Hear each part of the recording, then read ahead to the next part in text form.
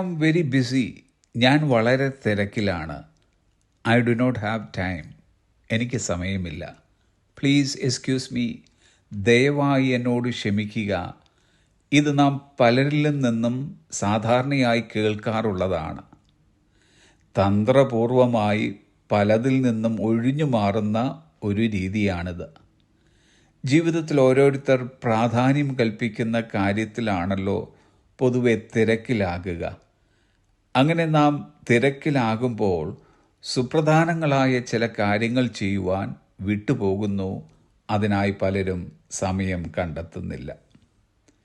ഇന്നേ വരെ ഈ ഭൂമിയിൽ ജീവിച്ചവരിൽ ഏറ്റവും കൂടുതൽ തിരക്കുണ്ടായിരുന്ന വ്യക്തി ആരാണെന്ന് ചോദിച്ചാൽ അത് മറ്റാരുമല്ല, നമ്മുടെ കർത്താവായ യേശു ക്രിസ്തു അത്രേ.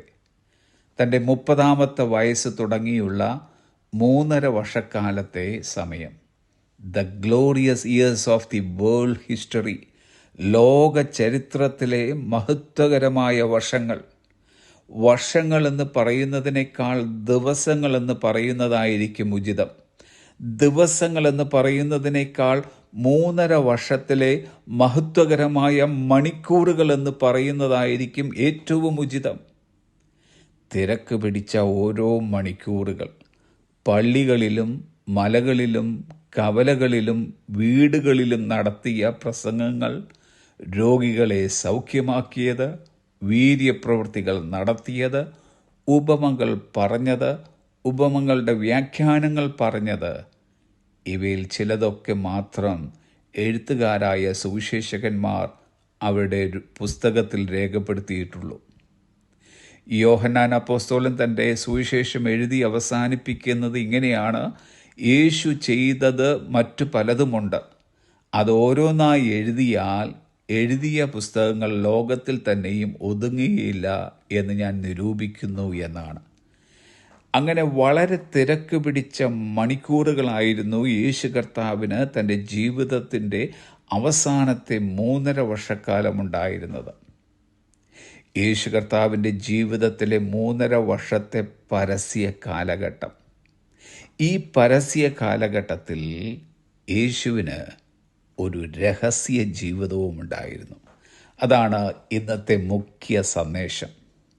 തിരക്കിട്ട ജീവിതയാത്രയിൽ തൻ്റെ പിതാവിൻ്റെ സന്നിധിയിൽ കൂട്ടായ്മയും പ്രാർത്ഥനയും കഴിച്ചിരുന്ന ഒരു രഹസ്യ ജീവിതം.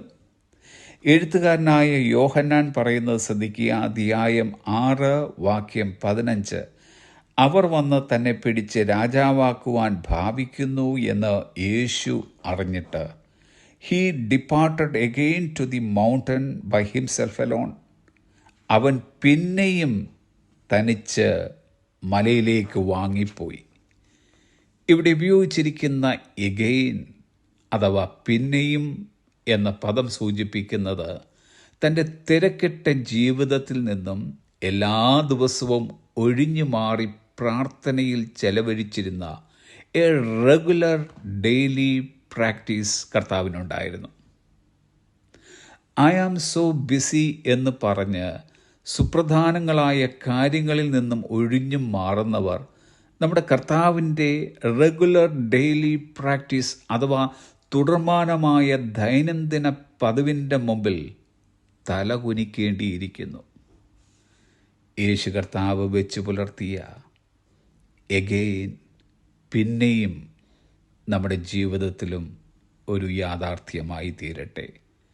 പിന്നെയും തനിച്ച് കർത്താവിൻ്റെ പാദപീഠത്തിൽ വ്യക്തിപരമായി കൂട്ടായ്മയ്ക്കായും പ്രാർത്ഥനയ്ക്കായും കടന്നു വരിക. Again and again. Have A pleasant day.